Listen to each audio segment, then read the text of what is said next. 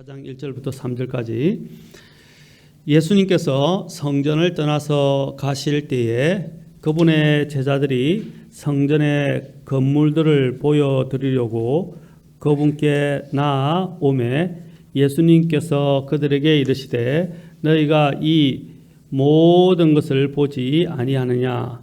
진실로 내가 너희에게 이르노니 여기서 돌 하나도 다른 돌 위에 남지 아니하고 다 무너지리라 하시니라. 그분께서 올리브산 위에 앉으셨을 때에 제자들이 은밀히 그분께 나와 이르되 우리에게 말씀해 주소서. 어느 때에 이런 일들이 있으리까? 주께서 오시는 때와 표적과 세상 끝에 표적이 무엇이리까 하니. 자, 기도하겠습니다. 하나님, 오늘 이 말씀도 주님이 주장하시고 인도해 주십시오. 우리가 우리의 마음이 온전히 주님을 향하도록 도와주십시오. 하나님, 우리는 주님 없이 살 수 없는 존재들입니다. 또 주님이 우리에게 얼마나 많은 은혜를 베풀어 주셨습니까? 하나님, 세상을 두려워하지 않게 하시고 주님을 두려워하는 시간, 또 주님을 두려워하며 준비하는 시간이 되도록 도와주십시오. 주님께 이 모든 것을 의탁하며 우리 주 예수님의 귀하신 존함을 받들어 기도합나이다. 아멘. 앉으시겠습니다. 자, 지금 제가 재림 때와 세상 끝의 표적, 징조에 대해서 지금 말씀을 드리고 있습니다. 자, 여기서 주님께서 오시기 전에 일어나는 가장 대표적인 현상 중에 하나는 이제 다니엘서에서 말씀하신 대로 왕래가 이 세상에 왕래가 많아질 것이다 라고 말했습니다. 왕래가 많아질 것이다. 그 다음에 또한 지식이 증가하고 폭발적으로 증가하게 될 것이다 라고 말씀드렸습니다. 그 다음에 또한 종교적인 표적이 일어나게 될 것이다. 종교적 표적 중에 하나는 바로 속이는 일들이 일어나게 되고 곳곳에 거짓 대언자들과 또 이제 거짓 대언자들뿐 아니라 적그리스도까지 일어나게 될 것이다. 곧 배교가 있을 것이다라고 말씀드렸습니다. 자, 배교라는 것은 무엇입니까? 주님께 등을 치고 돌아서는 것입니다. 주님께로부터. 그래서 믿음에서 떨어져 나가는 것이죠. 이제 그러한 거짓 것을 추구하는 자들에게 또 거짓 것을 진리를 구하지 아니하고 거짓 것을 찾는 자들을 하나님께서 구분해 내시기 위해서 어떻게 합니까? 바로 강한 미혹을 보내실 것이다 라는 것입니다. 그리고 또한 이제 더 나아가서 온 도처에서 전쟁과 전쟁의 소문이 있을 것이다 라고 했습니다. 그리고 전쟁이 또 민족을 그리고 나라가 나라를 대적하여 일어나게 될 것이다 그랬습니다. 지금 일어나고 있는 전 세계의 이런 종교 분쟁, 그 다음에 또 종족 분쟁, 또 여러 가지 나누어져 있죠. 지금 많은 싸움들이 일어나고 있습니다. 또 아랍권에서도 우리가 알고 있지만 시아파, 수니파, 전에 제가 말씀드린 것처럼 팔레스타인을 중심으로 일어나는 분쟁들, 그리고 또한 중앙아시아에서 일어나는 분쟁들, 또 인도와 파키스탄과 또 중국과의 또 영토 분쟁들, 또 우리도 마찬가지죠. 우리에게도 일어나는 여러 가지 분쟁들이 있을 것이고 앞으로 엄청난 전쟁이 있게 될 것이다. 제가 그 전쟁에 대해서 지난 시간에 언급을 했습니다. 곡과 마곡의 전쟁이 있을 것이라고 또 에스겔서 37장 38장에서 말씀하고 계시고 그리고 또한 더 나아가서 아마겟돈 전쟁이라고 또 전쟁이 있을 것임을 예고하고 있습니다. 그 외에도 또 작은 전쟁들이 자그마한 전쟁들이 곳곳에서 분쟁과 전쟁들이 일어날 것이지만 대표적으로 이런 엄청난 전쟁이 있을 것이고 이 전쟁에 대해서는 다음에 이제 종말론을 구체적으로 다루게 될 때에 우리가 그 전쟁이 어떻게 이루어지고 또 어떤 식으로 전개되고 또 하나님께서 이것을 어떻게 다루실 것인지에 대해서 아마 이제 내년에는 살펴보게 될 것입니다. 그리고 이제 아마겟돈 전쟁과 더불어서 이제 주님이 재림을 하시게 되고, 그 다음에 또한 주님께서 또 다른 징조로 자연의 징조가 있을 것이다라고 말씀하셨습니다. 마태복음 24장 7절에 보면 곳곳에 기근과 역병과 지진이 있을 것이다라고 말씀하셨습니다. 그리고 누가복음 21장 11절에서도 곳곳에 큰 지진과 기근과 역병이 있으며, 또 여기도 또 하늘로부터 두려운 광경과 큰 표적들이 있으리라 라고 말씀하셨습니다. 자, 지금 우리가 겪고 있는 이 모든 사태들은 바로 장차 오게 될 그 주님의 재림의 하나의 징조, 표적들에 불과하다라는 것입니다. 자, 이 표적들에 대해서 말씀하시면서 주님은 이런 것들이 하나의 시작에 불과하다라고 말씀하셨어요. 이제 앞으로 더 큰 일들이 일어나게 될 것이다. 그런데 오늘날 그리스도인들을 보십시오. 이런 작은 시작에 벌벌 떨고 무서워하고, 그렇죠? 또 하나님을 섬기는 일을 등한시하고 자신의 안위만 구하는 그런 모습들을 한번 보면 마음이 안타깝습니다. 여러분, 지금은 시작에 불과해요. 이건 아무것도 아니에요. 우리가 조족지혈이라고 그러지 않습니까? 이것은 지금 앞으로 일어날 일에 비하면 세 발의 피에 불과한 것입니다. 벌써부터 우리가 주님을 섬기는 이러한 모든 일에 대해서 벌벌 떨고 또 주님을 섬기는 일들을 등한시하기 시작하면 나중에 더 본격적으로 일이 가속화될 때 어떻게 우리가 주님을 섬길 수 있겠습니까? 여러분, 앞으로 일어나게 될 얼마나 많은 일들이 일어나게 될 것입니까? 주님께서는 계시록에서 앞으로는 더욱더 많은 일들이 일어나게 될 것임을 말씀하고 있습니다. 6가지 인이 있을 것이고 일곱 인이죠. 총괄적으로 7째 인을 떼실 때 또 어떤 일이 있게 됩니까? 그 인과 더불어 또한 주님께서 더 대접, 그 다음에 그런 재앙들이 앞으로 계속해서 연이어 일어날 것임을 예고하고 계십니다. 그때 엄청난 사람들이 죽게 될 것임을 말씀하셨습니다. 이 일들로 인해서 일어나게 되는 그 일들은, 앞으로 일어나게 될 그 일들은 지금 우리가 당면한 것과는 비교할 수 없는 상상도 못하는 천재지변이 이 땅에 일어나게 될 것입니다.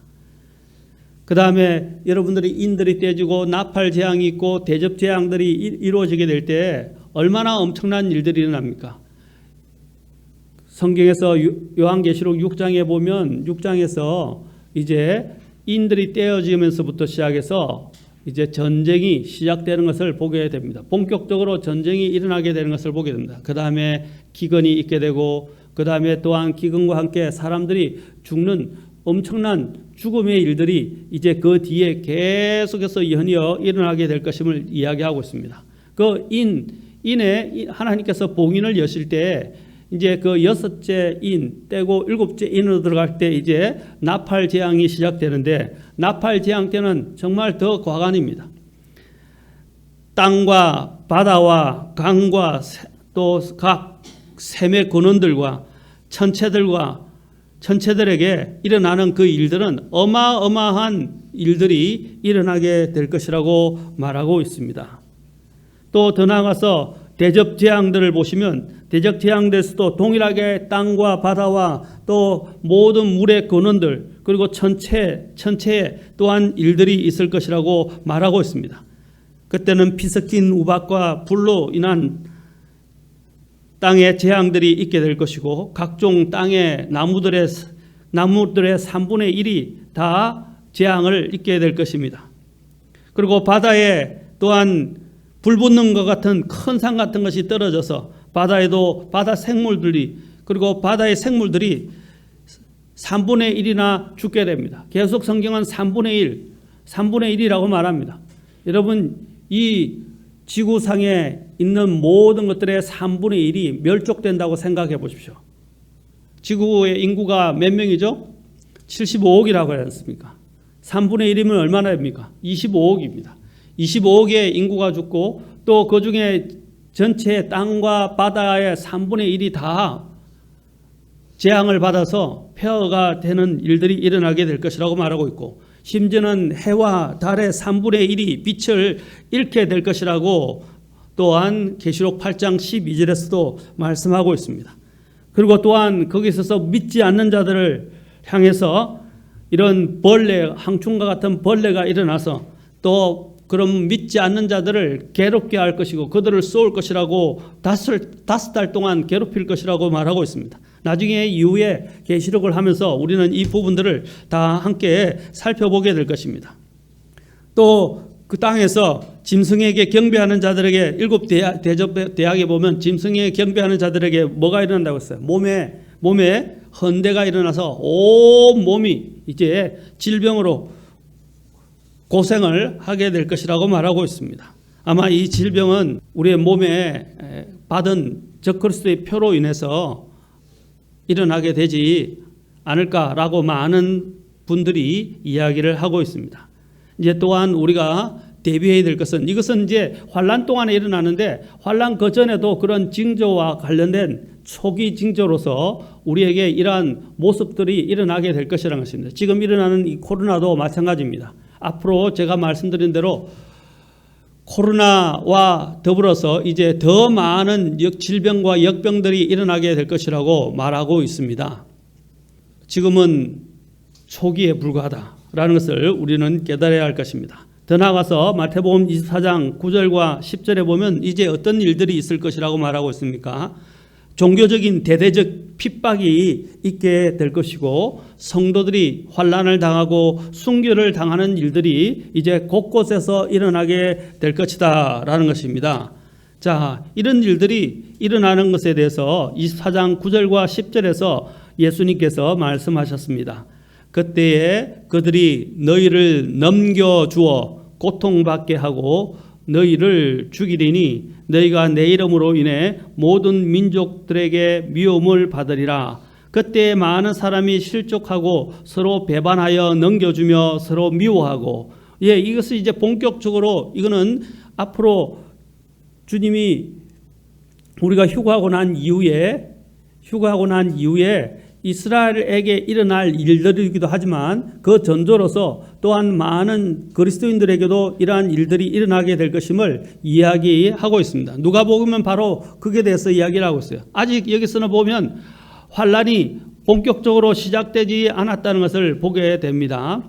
그 내용에서 우리에게 큰 일들이 있게 될 것인데 그 일들은 바로 핍박을 받는 일들이고 죽임을 당하는 일들, 그 다음에 더 나아가서 순교하는 일들이 이제 많아지게 될 것이다 라는 것입니다. 여러분, 무신론적 유물사관을 주창하는 공산주의 집단들이 지금 곳곳에서 일어나고 있습니다. 미국도 지금 일어나는 부정선거에처럼 이러한 이슈들이 이것이 단지 그냥 일어나는 정치적인 정권을 쥐기 위한 것의 문제가 아닙니다. 그 뒤에 배후에는 뭐가 있습니까? 바로 공산주의와 자유민주주의와의 싸움입니다.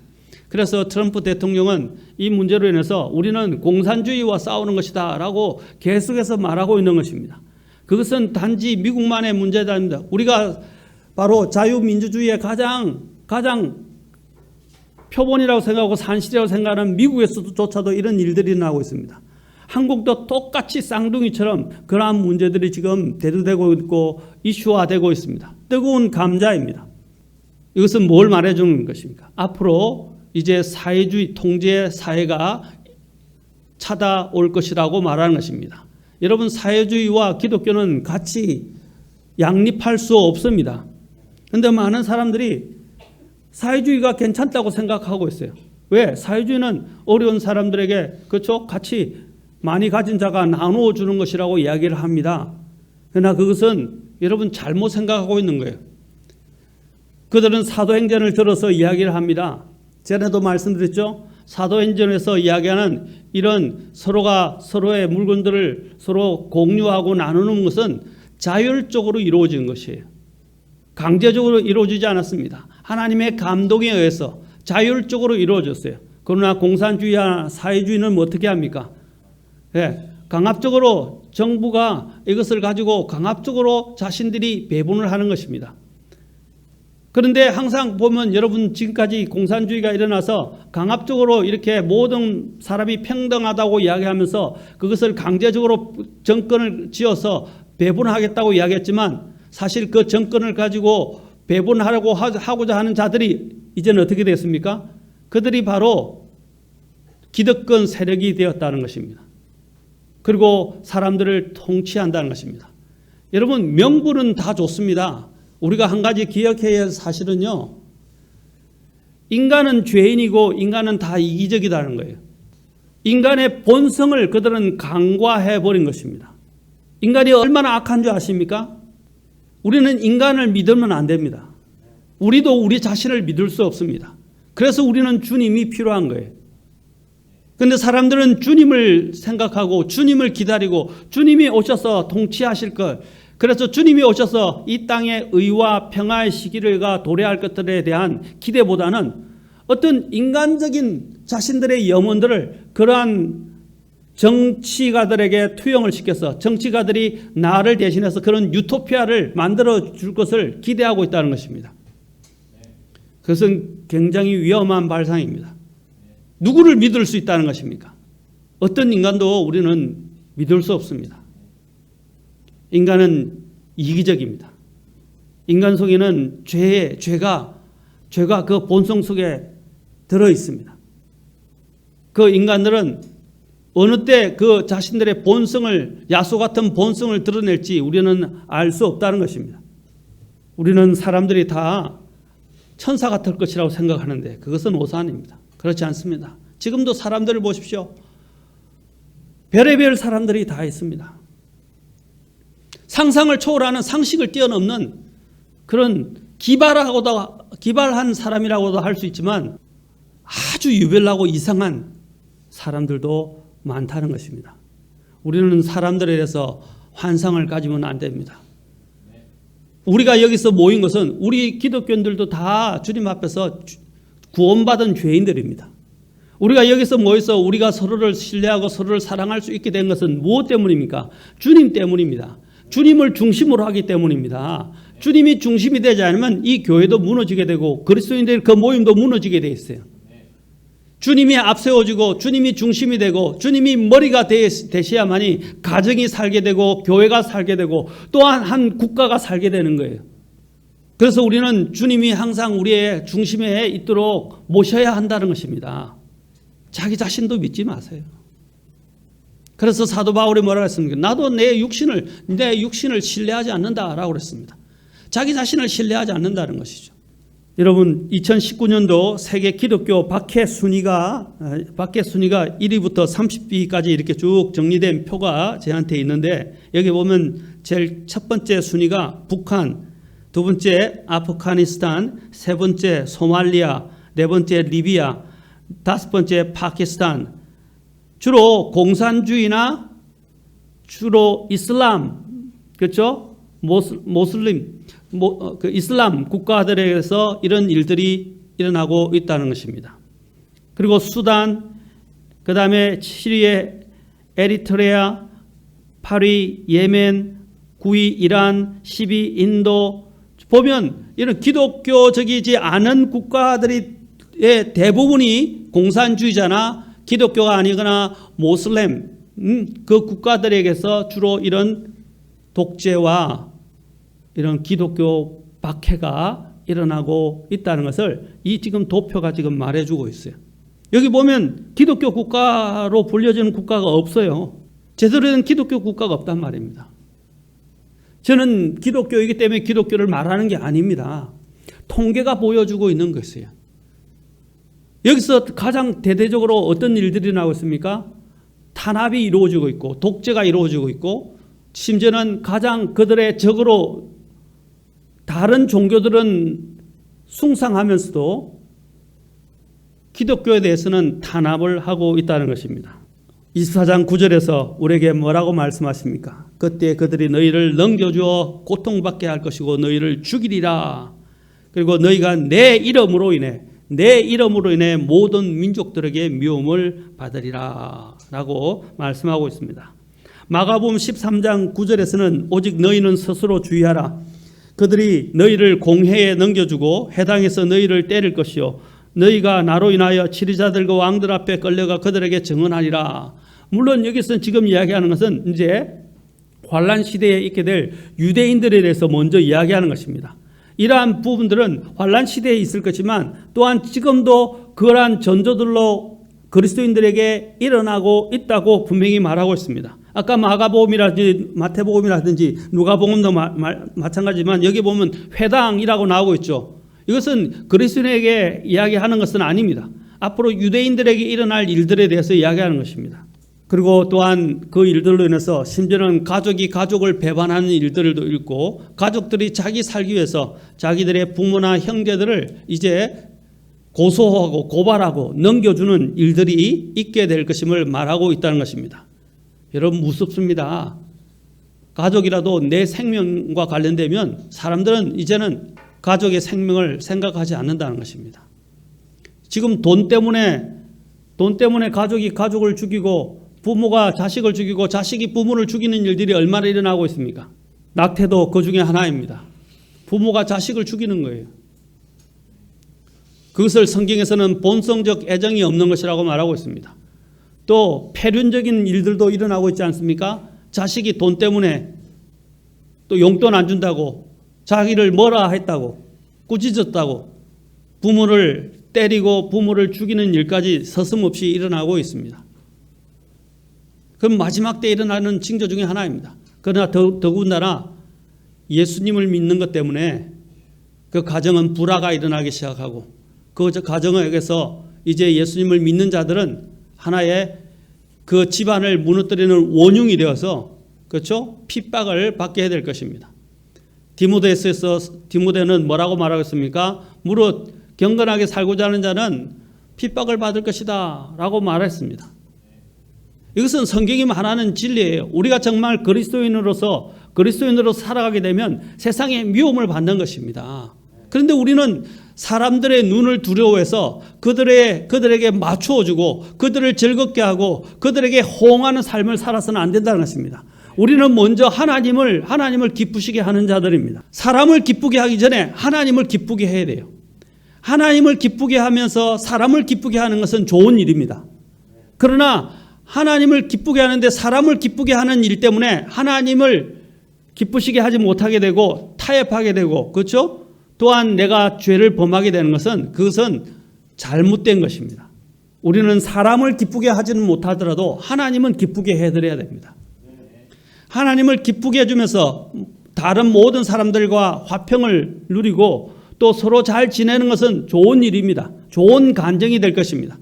그러나 우리가 하나님의 법을 어기고 또한 하나님을 슬프게 만들고 하나님을 불쾌하게 만들면서까지 사람들을 기쁘게 해서는 안 된다는 거죠. 그런데 많은 사람들이 그냥 사람들하고 잘 지내는 것을 하나님을 무조건 기쁘게 한다고 생각합니다. 그렇지 않습니다. 우리가 하나님을 향한 우리의 본분, 우리가 하나님을 기쁘시게 될 그 일들을 소홀히 하면서 다른 사람들을 기쁘게 하면 안 돼요. 그것이 다른 사람들과 충돌하게 될 때 하나님을 기쁘시게 하는 일이 다른 사람들을 기쁘게 하지 못하고 다른 사람과 갈등을 일으키게 될 때 우리는 그것을 감수해야 합니다. 그것이 믿음이에요. 그런데 사람들은 그걸 감수하려 하지 않아요. 사람들을 더 기쁘게 하려고 합니다. 사람들이 나에게 어떻게 말하고 어떻게 생각하고 어떻게 느끼는가. 그래서 그리스도인들이 자기가 그리스도인이라는 사실을 부끄러워해요. 나타내지를 않아요. 다른 사람 앞에서 일체 내가 그리스도인이라는 사실을 안 나타내요. 심지어 요즘 코로나 사태로 인해서 직장이나 제가 듣기로도 직장이나 온 곳에서 이야기합니다. 당신 교회 나가십니까? 그러니까 뭐냐면 대답을 못해요. 요즘도 주일날 가서 예배 드리십니까? 그랬다가는 막 따가운 눈총이 막 나에게 쏟아질 것 같고 또 안 하자니 양심이 찔리게 되고 양심의 가책을 받게 되죠. 그리스도인이니까. 그러니까 이래도 못하고 저도 못하는 거예요. 내가 그리스도이면 내가 당연히 하나님께 경배드리는 일인데 내 드립니다. 나는 그리스도인입니다. 난 예배 없이는 살 수 없습니다. 그것은 당연한 것입니다. 자, 그들에게 합니다. 교회가 코로나 사태를 유발시키고 원흉이라고 이야기할 때 우리는 어떻게 됩니까? 당신은 왜 식당을 하십니까? 당신은 왜 커피숍을 하십니까?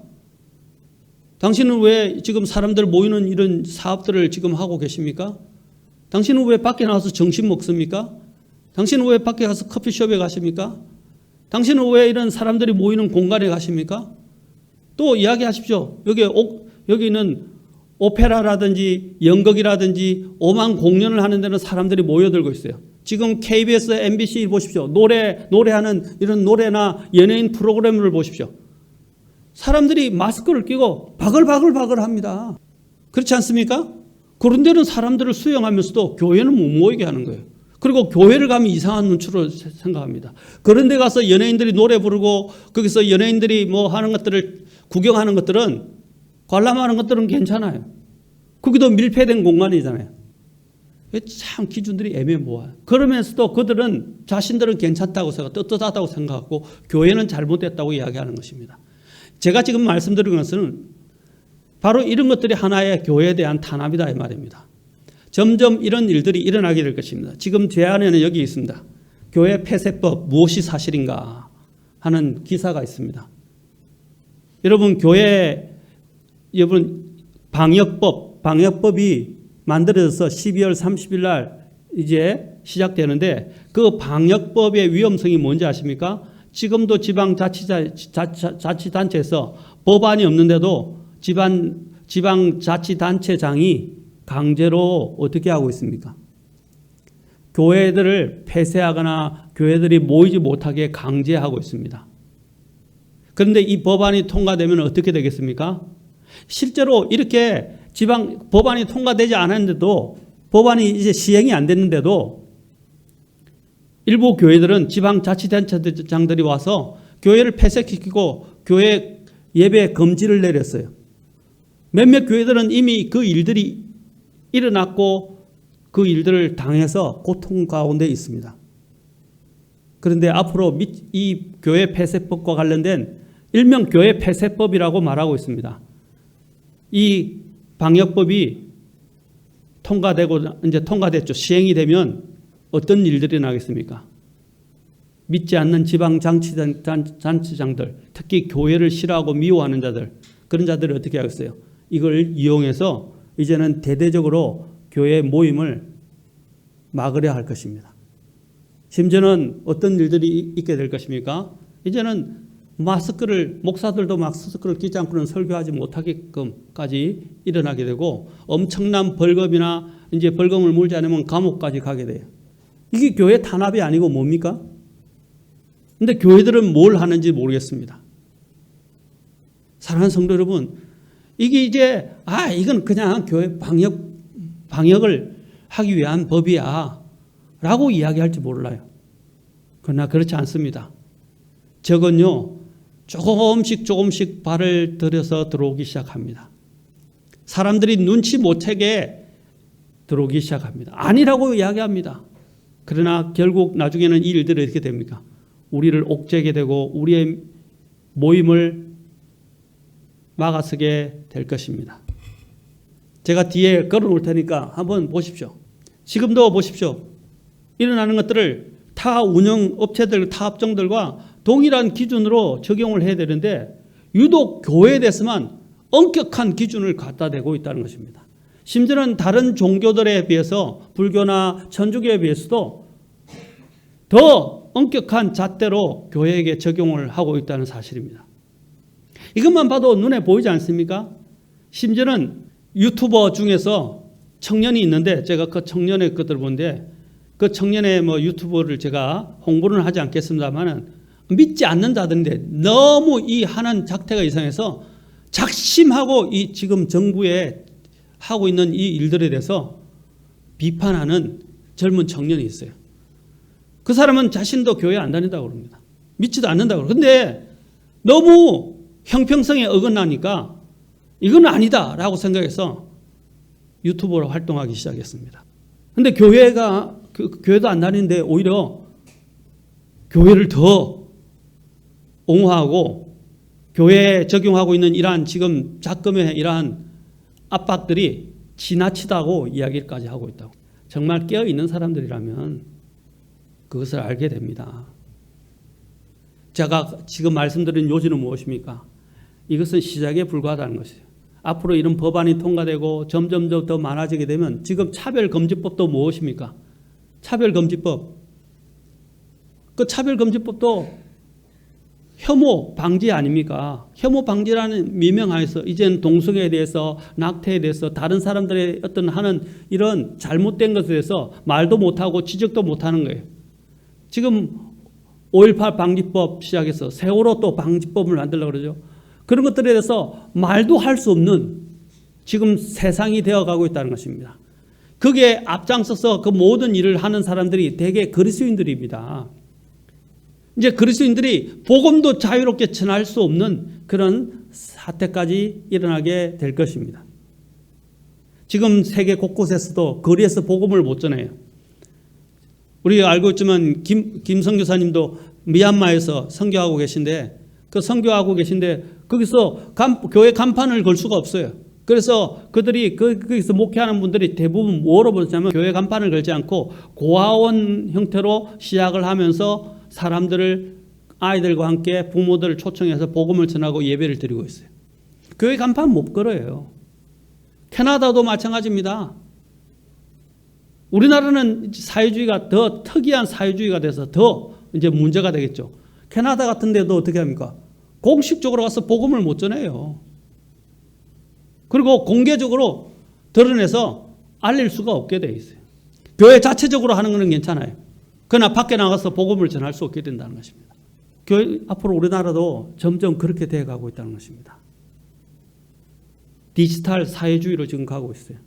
스마트 시티 이야기하는 것들 다 디지털 사회주의를 이야기하는 것입니다. 사회주의와 아까도 말씀드렸죠. 사회주의는요, 공산주의를 좋게 미화해서 이야기하는 것입니다. 아까도 말씀드렸지만 사회주의든 공산주의와 기독교는 같이 양립할 수가 없어요. 사회주의의 가장 큰 장애물이 바로 기독교입니다. 그들은 명분 좋은 것들을 다 갖다 걸어서 그 명분을 걸고 사회를 개조하려고 이야기하고 그렇죠? 바꾼다고 이야기를 하지만 그들의 속셈은 다른 곳에 있습니다. 그들은 자신들에게 방해되는 기독교를 점점점 더 박해하고 제거하기 시작할 것입니다. 이제 앞으로 이런 일들이 본격적으로 이제 일어나게 될 것입니다. 외적인 시험뿐 아니라 내적인 시험도 있다는 것입니다. 10절에서 아까 이야기할 때 내적인 시험이 무엇입니까? 서로가 서로를 믿지 못해서 배반한다는 것입니다. 마가복음 13장 12절에서는 이렇게 말씀하고 있습니다. 이제 형제가 형제를, 아버지가 아들을 배반하고 넘겨주어 죽게 하며 자식들이 자기 부모를 대적하여 일어나 그들을 죽게 하리라. 외적인 핍박만 있는 것이 아니라 이제 내적으로 가정과 공동체 속에서 이런 불화가 일어나기 시작한다는 것입니다. 불화만 일어납니까? 배반하는 것입니다. 가족이 가족을 배반하는 거예요. 지금 우리 법 중에서 어떻게 했습니까? 가족이 자기 가족 중에 한 사람이 범죄자인데 그 범죄자들을 숨겨주고 그렇죠. 숨겨주면 어떻게 해요? 그건 처벌받지 않아요. 그렇지 않습니까? 왜? 가족이기 때문에 그걸 인정한다는 것이죠. 그런데 이제 앞으로 어떤 일들이 납니까? 가족을 배반하는 일들도 이제 일어나게 된다는 것입니다. 무엇 때문입니까? 주님 때문입니다. 누가복음 21장 16절과 17절에서도 동일하게 말하고 있습니다. 부모와 형제와 친족과 친구들이 너희를 배반하고 넘겨주어 너희 중에 몇 사람을 죽게 하며 또 너희가 내 이름으로 인하여 모든 사람에게 미움을 받을 터이나. 내 이름으로 인하여 라고 주님이 말씀하고 있다는 것입니다. 구약시대에도 많은 대언자들이 어떻게 했습니까? 동족들에 의해서 심지어는 자기 고향에서도 대접을 받지 못하고 그렇죠? 박해를 당하고 또한 그들을 대적하여 심지어는 그들을 대적해서 어떤 일들까지 일어났습니까? 엄청난 일들이 일어났습니다. 성경에 보면 그 대언자들은 어떤 일들을 겪었습니까? 그들은 고난을 겪은 정도가 아니라 그들은 심지어는 던전이라는 감옥에 갇히기도 했고, 또한 어떤 대언자는 이런 대언하는 문제 때문에 벌거벗어 다니기도 했고, 어떤 대언자는 지금 호세아를 이야기하는 것이죠. 에스겔이나 어떤 대언자는 또한 창녀와 결혼을 해야 하기도 했고, 또 어떤 대언자는 잿더미에 앉아 있기도 했고, 어떤 대언자는 또한 아내를 잃기도 했고, 어떤 대언자는 뺨을 맞기도 했고, 어떤 대언자는 감옥에 들어갔고, 어떤 대언자는 목숨을 구하기 위해서 도망을 치기도 했고, 어떤 대언자들은 돌에 맞아, 그렇죠? 돌에 맞기도 했고, 돌에 맞아 죽기도 했고, 어떤 대언자들은 처형도 당했고, 여러분 역대하를 보면서 돌에 맞아 죽은, 그렇죠? 대언자도 알고 있죠? 어떤 자들은 목베임을 당하기도 했습니다. 대표적으로 이사야 같은 경우는 톱으로, 그렇죠? 잘려서 죽었다, 순교당했다라고 알려지고 있습니다. 그래서 여러분이 히브리서 11장에 보면 영웅들이 어떻게 죽었는지에 대해서 묘사되는 내용들이 있습니다. 어떤 대언자는 사자굴에 들어가기도 했어요. 어떤 대언자들은 어떻게 했습니까? 또한 불 속에 던져지기도 했습니다. 여러분, 주님을 증거하다가 이들은 이런 모진 고통과 수모를 당하기도 하고 심지어는 목숨을 내놓기도 했다는 것입니다. 이것이 비단 그들만의 문제입니까? 이제 앞으로 우리가 복음을 전하는 일들에서도 이런 일들을 감수해야 됩니다. 아까도 말했죠. 기독교를 박해하는 아까 30개 국가들을 이야기했는데 그 국가들 가운데서는 어떤 일들이 일어난다고 그랬습니까? 목숨을 내놓고 그들은 그곳에서 예수님을 믿어야 됩니다. 우리는 지금 편안하게 예수님을 믿지만 그들은 목숨을 내놓는다는 것입니다. 북한이나 모슬렘 국가에서는 대표적으로 목숨을 내놔야 돼요. 이제 앞으로도 우리에게도 그런 일들이 일어날 수 있는데 과연 우리는 목숨을 내놓을 수 있겠습니까? 벌써 나라가 이렇게 규제한다고 벌벌 떨고, 그렇죠? 믿음 생활도 제대로 못하고 말하기는 쉬워요. 우리는 참 말은 잘합니다. 그러나 실제로 그 일이 나의 일이 되게 되면 그때는 그것은 쉬운 일이 아닐 것입니다. 제가 누누이 말씀드리지만 이스라엘 백성들은 뭐라고 그랬습니까? 예수님 당시에 이스라엘에 있는 이스라엘 백성들이 뭐라고 말했어요? 내가 대언자의 시대에 있었더라면 나는 우리 조상들과 같이 안았을 거야. 옛날 우리 조상들이 했던 것처럼 대언자들을 핍박하고 대언자들을 죽이고 그렇게는 안 했을 거야. 그런데 그들은 어떻게 했습니까? 자기들 바로 앞에 있는 예수님을 그들은 핍박하고 예수님을 배척하고 심지어는 예수님을 십자가에 죽도록 넘겨줬다는 사실이에요. 우리는 다른 사람들의 일에 대해서는 쉽게 이야기합니다. 나는 안 그럴 것이다 라고 이야기합니다. 여러분, 믿음은 갑자기 생성되는 것이 아니에요. 그 믿음은 지키는 것입니다. 그것을 내가 계속 지금도 견제하지 않는다면 그때가 돼서 나는 그때가 되면 주님은 부인 안 해 라고 이야기하기 쉽죠. 지금부터 믿음을 지키지 않으면 안 돼요. 주님이 늘 말씀하시죠. 작은 일에 신실한 자가 큰 일에도 신실하게 돼 있어요. 작은 것들을 지키지 않으면서 나중에 내가 어떻게 많은 사람들에게요. 지금 자기가 자기 해야 될 일들을 신실하게 하지도 않으면서 나중에 나는 큰 인물이 될 거야. 큰 일을 할 거야. 지금 자기에게 맡겨진 작은 일도 제대로 하지 않으면서 어떻게 큰 일을 한다는 거예요. 그것은 하나님 안에서는 통하지 않는 법이에요. 주님은 분명히 심은 대로 거둔다 그랬습니다. 지금부터 작은 일에서부터 주님 앞에 신실하고 믿음을 지켜나가고 또 믿음을 위해서 싸우고 해야지 지금도 그래 안 하지 않으면서 나는 순교할 거야. 그거는 착각하는 거예요. 자기를 과대평가하는 것입니다. 믿음은 그렇게 오지 않습니다. 여러분, 얼마나 많은 사람들이 순교를 당했습니까? 이 순교하고 핍박당하는 일들이 너무 크기 때문에 마태복음 24장 21절과 22절에서는 이렇게 말씀하고 있습니다. 그때 이거는 이제 환란 시대를 이야기합니다. 그때 큰 환란이 있으리니 세상이 시작된 이래로 이때까지 그런 환란이 없었고 이후에도 없으리라.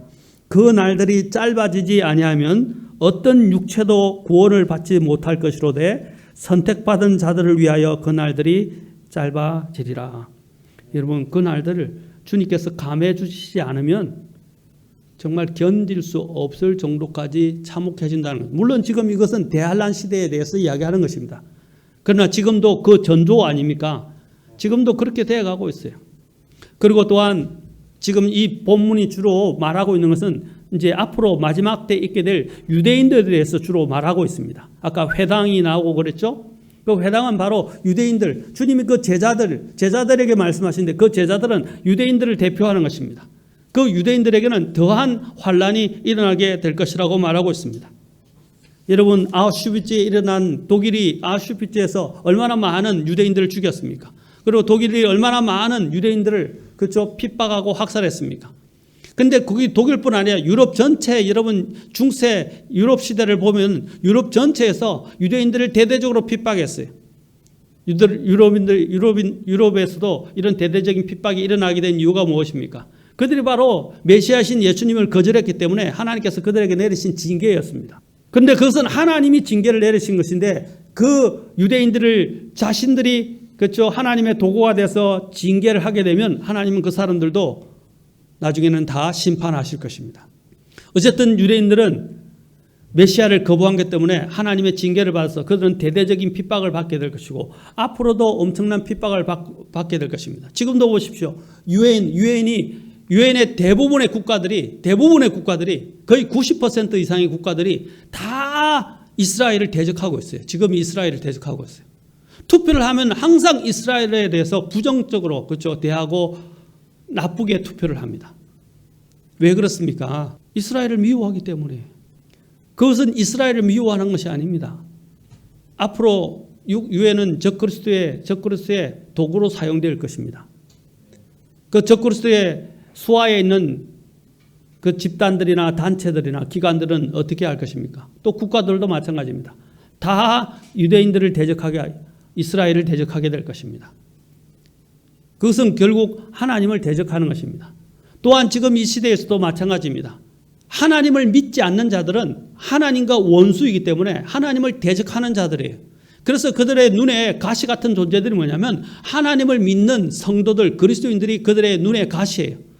그들에게는 사탄이 주는 마음이 있기 때문에 그들은 그 마음 속에서 자기도 모르게 이 그리스도인들을 미워할 수밖에 없게 되는 거예요. 그리고 그 그리스도인들이 모여있는 교회는 더욱더 미움의 대상이 되는 것입니다. 그리고 그리스도인들은 어떤 역할을 합니까? 바르고 의롭고 경건하게 살기 때문에 그들의 죄들을 드러내주고 그렇죠? 드러나게 하고 그들의 죄에 대해서 계속 찔림을 주지 않습니까? 그리스도인의 삶이 그리스도인이 전하는 복음이 어떻게 됩니까? 그들의 삶을 불편하게 만드는 거예요. 왜? 그들의 죄악상을 자꾸 드러나게 만들기 때문에. 그래서 그리스도인들의 삶은 다른 거예요. 그리스도인들은 이 세상과 같이 어울려서 살아가는 사람들이 아닙니다. 이 세상과는 다른 기준을 갖고 살아가고 있어요. 우리의 생활 방식은 빌립보서 3장 20절에서 우리의 생활 방식은 어디 있다고 그랬어요? 하늘에 있다고 그랬어요. 우리는 하늘의 생활 방식을 가지고 살아가는 사람들입니다. 그렇기 때문에 그런 생활 방식은 이 세상의 생활 방식과 패턴과는 너무 다른 거예요. 사고 방식이 다르고 행동 방식이 다릅니다. 그러니까 서로 충돌할 수밖에 없게 되어 있어요. 그 충돌로 인해서 자신들의 마음이 불편해지니까 어떻게 돼요? 그리스도인들이 미운 거예요. 그들이 있으면 불편해요.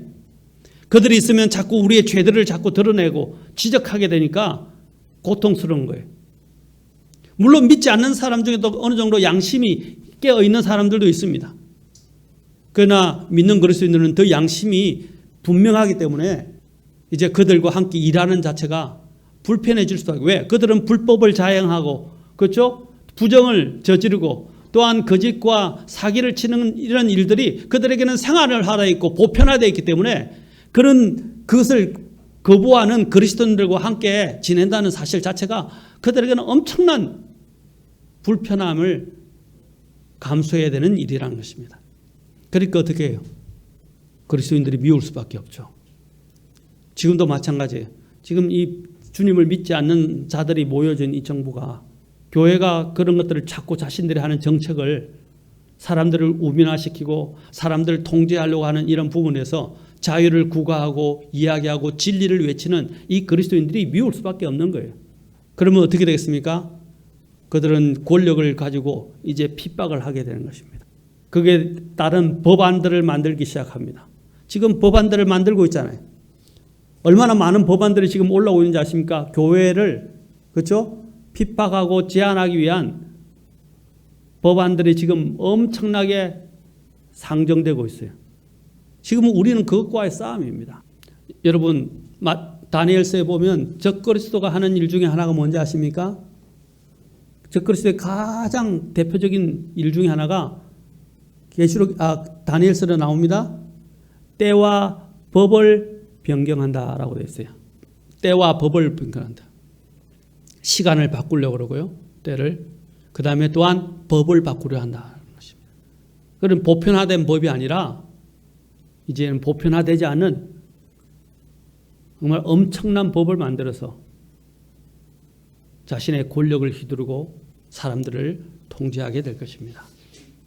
또한 이것들로 인해서 점점 더 도덕적으로 사회적으로 점점 사회는 더 타락하게 될 것입니다. 그리고 더 나아가서 마태복음 24장 12절을 보십시오. 마태복음 24장 12절. 24장 12절에는 어떤 일들을 말하고 있습니까? 자, 보십시오. 도덕적 타락에 대해서 이야기합니다. 불법이 성행함으로 많은 사람의 사랑이 식어지리라. 이거 보십시오. 불법이 성행해질 것이다. 말했죠.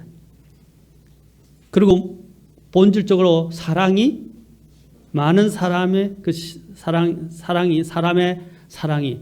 자, 여기서 그냥 사랑이 식어진다 안 했어요. 많은 사람의 사랑이 식어지리라 그랬어요. 대부분의 사람들이 마음이 어떻게 됩니까? 강박해진다는 것입니다. 완악해진다는 것입니다. 점점 사악해진다는 것입니다. 다시 말해서 나쁜 말로 얘기하면 짐승이 되는 거예요. 짐승. 하나님이 없는 사람들은 점점점 퇴락하게 되어 있습니다. 그리고 점점점 야수처럼 변해가게 됩니다. 그렇잖아요? 그래서 적그리스도가 나타날 때 사람으로 나타나지만 적그리스도를 성경에서는 뭐라고 묘사하고 있죠? 짐승이라고 묘사하잖아요. 짐승. 그리고 심지어는 여러분 유다스나 베드로후서에 보면 뭐라고 하냐면 그들은 이성 없는 짐승이라고 그랬어요. 이성 없다고 그랬어요. 이성이 없다고 그랬어요. 합리적인 생각을 안 해요.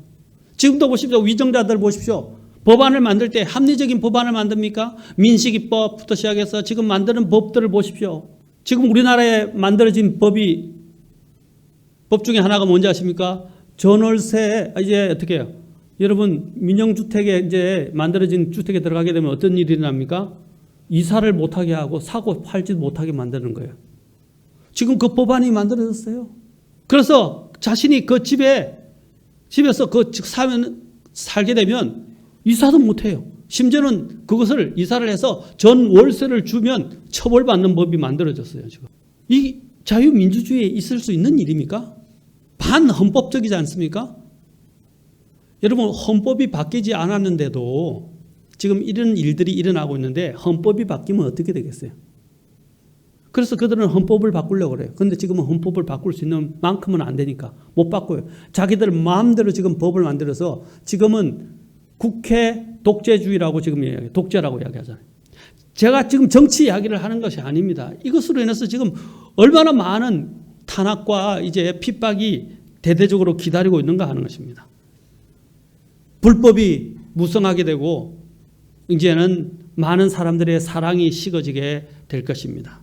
여러분 놀랍게도 이 마태복음에는 특히 많은이라는 단어가 지금 여러 번 등장하고 있습니다. 10절에 보면 어떻게 하였어요? 10절에 많은 사람들이 실족하게 될 것이다. 또 10절에 많은 사람들이 서로 또한 배반할 것이다. 또 10절에 보면 또 많은 사람들이 서로 미워할 것이다.